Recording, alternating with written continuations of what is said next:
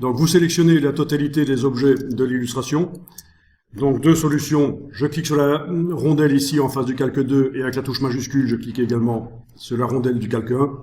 Tout est sélectionné, ou alors je fais commande A, édition, tout sélectionné, tout est copié, tout est sélectionné. Tout est sélectionné, pas copié, tout est sélectionné. Alors on va copier justement au menu édition copier ou pomme C.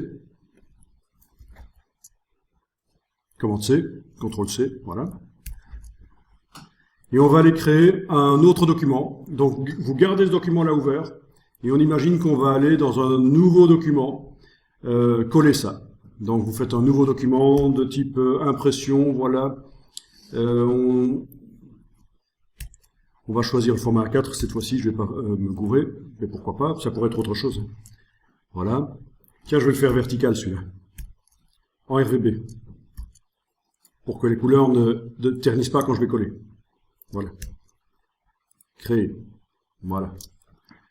Alors voilà le nouveau document, avec un calque vide. Alors que se passe-t-il quand on colle? Édition, coller. Commande V, CTRL V. Voilà. Les objets arrivent sur le milieu de la fenêtre en fait. Toujours, hein.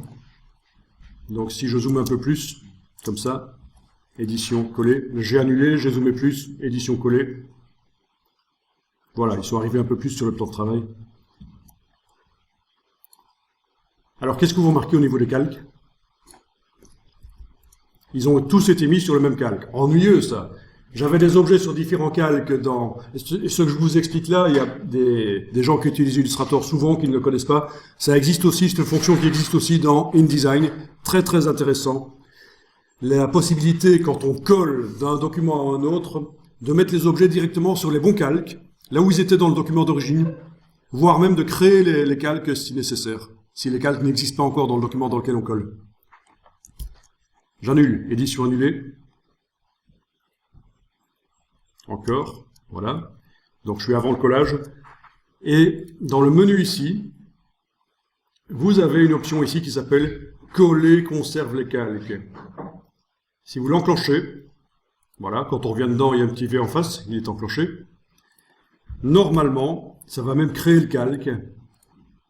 Alors j'essaye, coller, voilà, ça marche. Le calque 2 a été créé parce que à l'origine il y avait un calque 2 avec les étoiles dessus. Voilà, donc on a réussi à transférer en conservant les calques.